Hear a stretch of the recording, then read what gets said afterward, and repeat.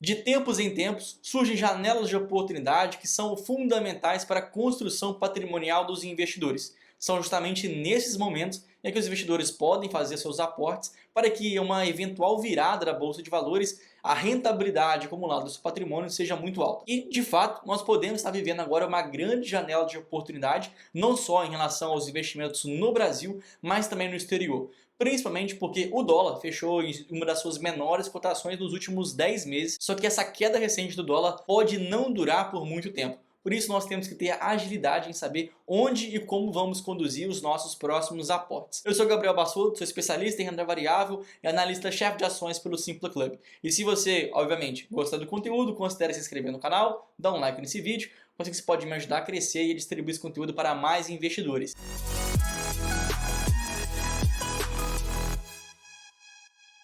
Vale lembrar que para você ganhar dinheiro com seus investimentos no exterior, você pode fazer isso de duas formas, seja através da valorização dos ativos, seja através da valorização cambial. Em relação à valorização dos ativos, nós podemos utilizar uma média histórica do S&P 500, que reúne as 500 maiores empresas americanas, desde Apple, Microsoft, Nike, Tesla, Starbucks, Coca-Cola, Disney, por aí vai, e ver então como que essa média das 500 maiores empresas se comportou ao longo do tempo, utilizando então o gráfico de preço sobre lucro, que é o principal indicador que nós temos. Obviamente, quanto maior o preço sobre lucro, mais caro vai estar na bolsa, e quanto menor o preço sobre lucro, menor vai estar aquela mesma carteira de ações. Principalmente porque o preço sobre lucro mede o quanto nós, investidores, estamos pagando no lucro daquelas empresas. Mais especificamente agora, nós temos um contexto em que o preço sobre lucro da bolsa americana, do S&P 500, está em 22 vezes. O que agora, na verdade, não é nem caro, nem muito barato, verdade seja dita.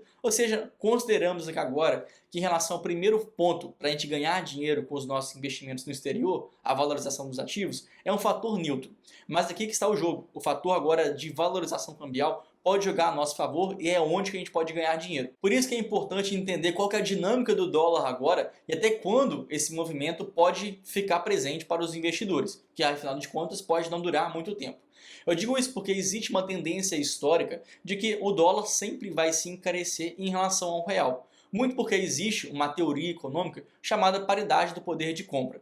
Então, toda vez que nós, brasileiros, reportamos uma inflação superior à inflação americana, isso vai resultar em uma desvalorização cambial. E como o nosso país vive sempre um ciclo de inflação superior ao mercado americano, a tendência é que isso continue sempre desvalorizando a nossa moeda. Só que mais especificamente, depois da pandemia, a gente viu que essa desvalorização cambial aconteceu de uma forma muito rápida. O dólar, que até então estava ao redor de 3, 3,50, subiu de forma abrupta, chegou até mesmo quase bater R$ 6 durante um período. E várias das consequências da pandemia a gente continua colhendo até os dias de hoje. Por exemplo, lá em 2020, o governo americano injetou trilhões de dólares na economia para servir como base, como suporte para aquela população mais carente e expostas aos efeitos graves que a pandemia poderia trazer à economia. Só que quando você imprime muito dinheiro e coloca isso na sua economia, isso pode gerar alguns efeitos bem adversos, não só para os Estados Unidos, mas também para todo o globo. Por exemplo, vamos nos colocar na situação do Banco Americano. Imagina que nós temos que emitir trilhões de dólares na economia. Para o governo americano, isso vai ter um custo muito baixo. Vai ter o custo simplesmente da impressão de novas moedas. Então imagine, por exemplo, que um dólar emitido, que vai entrar na economia, custou apenas 20 centavos para o governo americano. Ou seja, ele vai injetar muito dinheiro, mas o custo que ele tem é muito pequeno. Só que para o restante do mundo não é bem assim. Se você quer comprar agora mais títulos americanos, você vai ter que comprar $1 para cada $1 que foi gerado. Ou seja, para os Estados Unidos existe um benefício muito claro.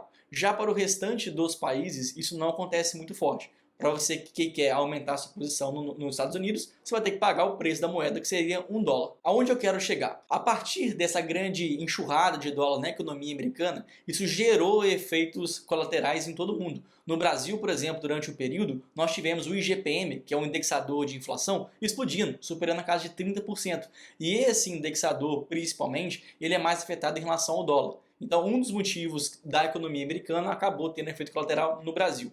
E não só isso, durante a pandemia, diante de tantas incertezas que existiam no mercado, a gente viu que existia uma fuga de países emergentes, que são mais arriscados, para países mais desenvolvidos. Por isso, houve uma fuga de dólar, fazendo novamente o dólar crescer no Brasil. Então aqui já são dois motivos que levaram ali o dólar às alturas. E a cereja no bolo foi a queda dos juros no Brasil, que caiu de forma abrupta, chegando a 2% durante o ano. Então, juntando esses três contextos, esses três dados, a gente viu que a valorização do dólar foi muito forte aqui no Brasil. Vamos que então analisar o gráfico do dólar, que se refere aqui à linha laranja. Nesse caso, a gente pode perceber que desde 2020 teve uma alta muito forte e que continua alto até mesmo até os dias de hoje. E aqui na linha em azul nós temos a informação do dólar em relação a uma cesta de outras moedas, formada por euro, por moeda chinesa, moeda japonesa, enfim, qual é o comportamento do dólar em relação às demais moedas de outros países do mundo. Nitidamente, o real teve um desempenho, uma performance muito pior. Só que agora o contexto começa a se reverter e a partir de 2023 a gente começa a ver agora um cenário oposto,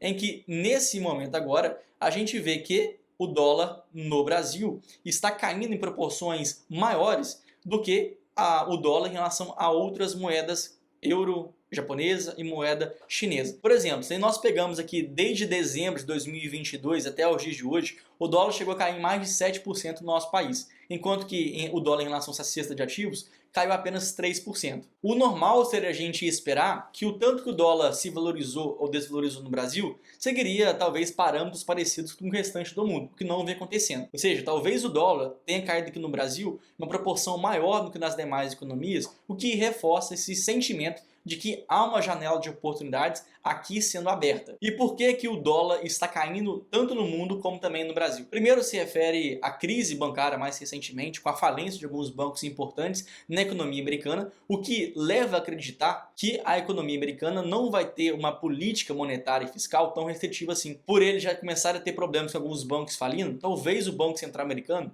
não vai ajustar, não vai levar a taxa de juros no seu país a um patamar muito alto. Consequentemente vai ter uma política mais frouxa, mais aberta, e que nesse caso faz o dólar no mundo inteiro desvalorizar. Só que, como você pode perceber, esse efeito até então é um efeito geral, não foi algo específico no Brasil. Por isso ainda não dá para explicar o porquê que essa é uma janela de oportunidades boa. Então, para isso, nós vamos ao segundo argumento, que se refere à taxa de juros no Brasil. Digo isso porque foi revelado mais recentemente um dado da inflação que mostra que a inflação acumulada no ano já está em um patamar inferior ao que era projetado por economistas.